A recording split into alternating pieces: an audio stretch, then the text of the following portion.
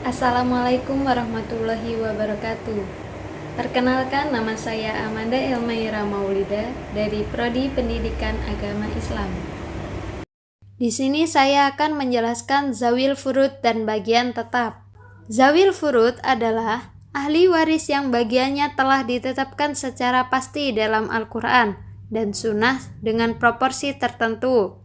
1/2, 1/4, 1/8, 2/3, 1/3, dan 1/6. Mereka berbeda dengan asobah yang mendapat sisa harta setelah bagian zawil furud dibagikan. Yang pertama itu suami, 1/2 jika pewaris tidak meninggalkan anak atau cucu, dan 1/4 jika pewaris meninggalkan anak atau cucu. Yang kedua istri, 1/4 jika pewaris tidak meninggalkan anak atau cucu, dan 1/8 jika pewaris meninggalkan anak atau cucu.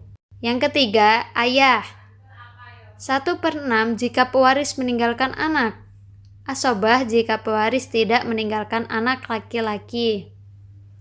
Yang keempat, itu ibu, 1/6 bila pewaris meninggalkan anak atau 2 saudara atau lebih, dan 1/3 bila pewaris tidak meninggalkan anak atau saudara. Yang kelima, anak perempuan, 1/2 bila hanya seorang dan tidak ada anak laki-laki, 2/3 jika 2 orang atau lebih tanpa anak laki-laki.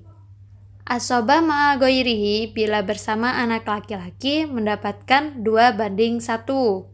Yang keenam, saudara seibu, 1/6 bila hanya seseorang, dan 1/3 bila 2 orang atau lebih. Yang ketujuh, saudara sekandung perempuan, 1/2 bila seorang diri tanpa anak dan ayah, 2/3 bila 2 orang atau lebih tanpa anak atau ayah. Asobah ma'a ghairihi bila bersama saudara laki-laki. Yang ke-8, nenek, 1/6 bila tidak ada ibu. Jika ada lebih dari 1 nenek dari pihak ayah atau ibu, bagian tetap dibagi rata. Kesimpulannya, zawil furud adalah kelompok ahli waris yang bagian mereka telah ditentukan secara pasti oleh syariat, sehingga tidak dapat diubah kecuali dengan kondisi khusus, aul, rot, atau adanya asobah.